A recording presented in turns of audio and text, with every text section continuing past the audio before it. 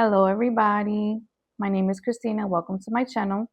Each week, I will be sharing an episode and sharing stories about my personal life experiences, particularly about divorce, um, being a single mom, breakups and relationships, friend breakups, stuff with work, but hoping that inspires somebody that they're not alone and they will get through this. I am a single mom of three. I have three daughters. I've been divorced for 5 years. Obviously, it didn't work out. And everybody asks, like, what happened? When I got married, my first daughter was only 3 months old, and I just wanted to make the best life for my daughter. I thought that was the right thing, marrying the father of my child, creating a life together. Um, and, along the way, I lost myself. I people pleased, did whatever he wanted. Um, I didn't feel like I was seen emotionally, mentally. I just kept pushing through as a wife, as a mom, but, working. But it was like, what about Christina? What does Christina want? Even with friends, I had friends, went out, did things, but it just didn't truly align with me. It didn't feel like, you know, it was for me.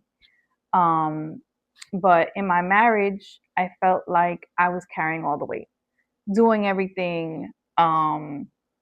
Yes, I had his income, my income. We did get a house together. But I just felt like I was doing everything. Yes, I got his income to do certain things, you know what I mean? Bills and all that. But I just felt like the load was on me. Everything was on me. The kids, pick up, drop off, food, dinner, everything that had to do with the kids. Everything. Everything that had to do with me. Household stuff. Granted, yes, he did, household stuff, but it wasn't consistent. Things were not on a consistent basis. And if he was upset, it would be known. And it's like you had to walk on eggshells to make sure you weren't disturbing anybody's peace. There were a lot of bills to be paid. I felt like he did not step up as he should as a man. I even talked about a second job, and it's like they didn't want to, do anything. And I just didn't feel heard as a person. I just felt like I had to keep swallowing, keep swallowing, keep swallowing. And I felt like I was going to break. I made the wrong decision of communicating, with someone I shouldn't have been communicating with. Didn't last long, when my ex husband found out, and everything went left. He wouldn't forgive me. I tried to do everything in the world for him to forgive me. Um, in the course of 4 years from that issue, that led to divorce. I couldn't deal with it anymore. I couldn't deal with the mental abuse, the emotional abuse, the verbal abuse, the him being mad at me. He wouldn't talk to me. I had to like beg him to talk to me. He'd be quiet around the house. He'd be mad. He'd be yelling. He'd be throwing things. In a few of these instances, my children were present. And I had a whole baby during this process. After, everything had happened, I had my last daughter, 2.5 years after this issue. And it's like, we're still going through this.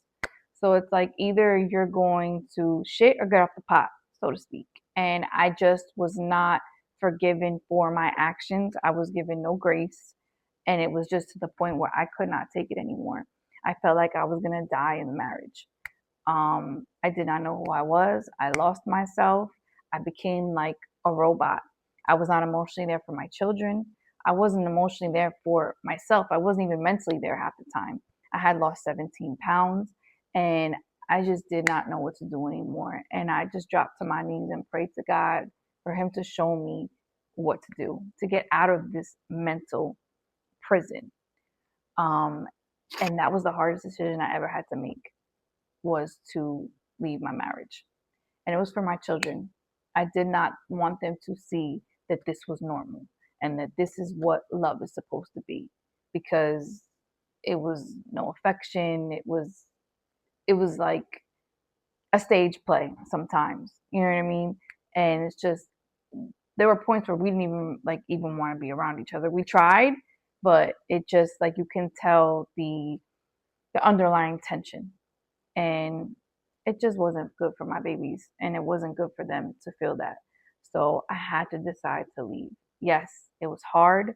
Yes, it was heartbreaking for my kids because they didn't understand, like, why can't mommy and daddy be together? Why can't we all be in the same household? You know what I mean? Um, my kids were 2, 4, about to be 5, and 9, about to be 10. And it was the hardest thing I had to do. Moved into an apartment. I had a house that we bought that I worked very hard to get. And I thought, like, this is my starter home. This is going to be our dream home. This is where my kids are going to grow up. And I was stripped of that, all because him being selfish and him wanting to sell the house and not letting me stay there. That broke me. That hurt me to the core. Like, we could not agree on that. So I said, just sell it. Just sell it just so I could get out because I can't take this anymore and I don't want my kids to see me like that. And it was very, very hard. But if you're thinking, how am I going to do this? God always makes a way. I stayed a lot for financial reasons. Like, how am I going to do this? How am I going to figure this out? And obviously, saving, waiting on the tax return, and going into retirement funds. Sometimes, like, you got to do what you got to do, but you figure it out. You make a plan, and when you can, you go, because when you stay just for the kids, there's a lot of resentment that builds. And remember, they're seeing what they think is normal. They're going to take that for the rest of their lives and apply it to everything in their life. And I went through that as a kid. And I don't want my children to repeat that. I did not want to repeat the cycle and for them to see what I saw and for them to think that's normal. In my next episode, I will speak more about how that transition was, how it was, for my kids. But it took a lot of prayer, a lot of crying, a lot of falling to my knees and saying, God, give me a sign. What do I do next? And most importantly, you know, just not wanting to have my kids see him mad, see me mad, see us just miserable. That's not a life for them. They deserve more. And if you don't have kids, just think, what if I want to be with this person for the rest of my life, right? And we do decide to have kids. Do I want to go through this? Or if you don't want to have kids in your life, do you want to go through this for the rest of your life? Like, life is so short and you can change it. Why stay in that energy? You don't deserve that. You deserve to shine, not to shrink yourself. So I hope that resonated with somebody. I hope it helped. Have a good day.